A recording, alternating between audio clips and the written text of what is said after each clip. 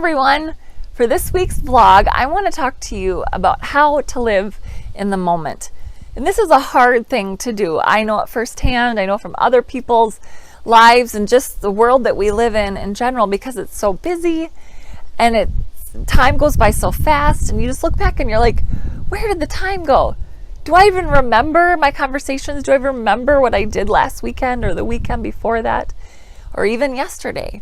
And so this is so important. I've been actually implementing some of these things in my life for quite a while now, and it has made such a huge difference. And so I hope you can take one or even three of the things that I'm going to share with you today, because it's so important. Life is such a gift, and not one of us is guaranteed tomorrow. Not one of us is going to look back at the end of our life and wish that we did more or that we got more done on our to-do list. No, we're going to look back and wish that we spent more quality time with people. We're going to wish that it's not going to be about the lists and the do's and the work. It's going to be about the people in our lives and those memories. And so the first thing that I want to talk about today is to be grateful for where you're at, what you have. And I'm going to use a word that is not everybody's favorite, and that is contentment. And I really have never liked that word, because I thought that meant, well, it means I got to stay where I'm at. And I'm always a dreamer. I have lots of goals. I'm always looking into the future of what's next and how excited I am for that. And there's nothing wrong with that. Please know that I am not discouraging anybody from dreaming, because I believe that is so important in this life. But to be able to live in the moment is where we have to be grateful for where we're at. We have to be grateful for what we have and have peace knowing that those dreams and those goals are going to happen, but we're going to be happy right where we're at. And that's been a huge lesson in my journey of obviously being in a wheelchair. Contentment really had to come with that, and I feel like once I became content with my situation, knowing that there was nothing that I could do about changing it, was when I began to really love and enjoy my life. But a specific example was last year with my speaking engagements. And I tend to just always be dreaming about all the places that I want to go and all the places that I want to speak. And I have lists upon lists of what those goals are. And in that, I was not making the most. I was not living in the moment with the engagements that I had at that time.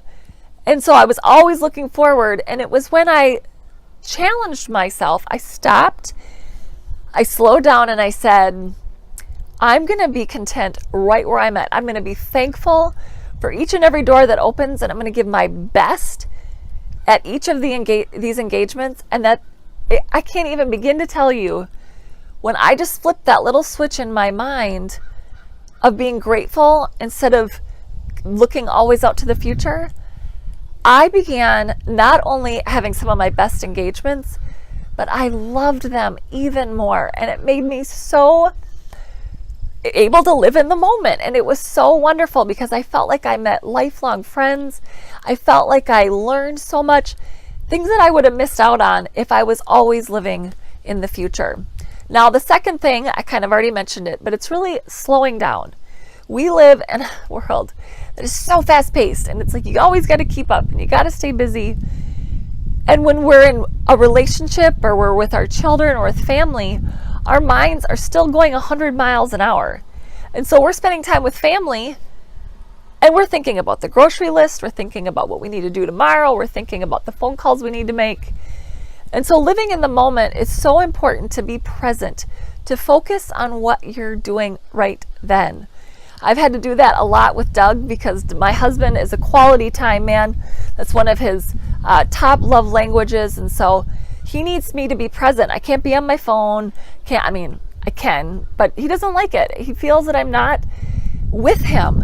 And I've learned this, that when I zone in on him, when I am thinking about what we're doing, when I'm focusing on how handsome he is and just the details of that moment, is where not only some of our greatest memories have been made, but we also, I know that when I look back, that I'm going to remember those times. And I know a lot of people don't have those memories because they were thinking about other things. And so it's really important to slow down and focus when you're spending time with your kids. Don't be thinking about dinner. Don't be thinking about what you and your husband are going to do that night. Be focused on your kids, because those are the things that are going to count in the long run. And last but not least, cherish where you're at. Sometimes we're so guilty with I know parents, perfect example, wishing your kids to be older, wishing that your kids were in middle school so that they could make their own breakfast or something, going off to college so that you be back to being an empty nest. And it's so important, because I feel like we miss out on so much in life when we're wishing time to go by. Even somebody said yesterday, oh, it's already July 4th. And I'm like, yes, it is July 4th, but don't talk about, oh, Christmas is only how many months away.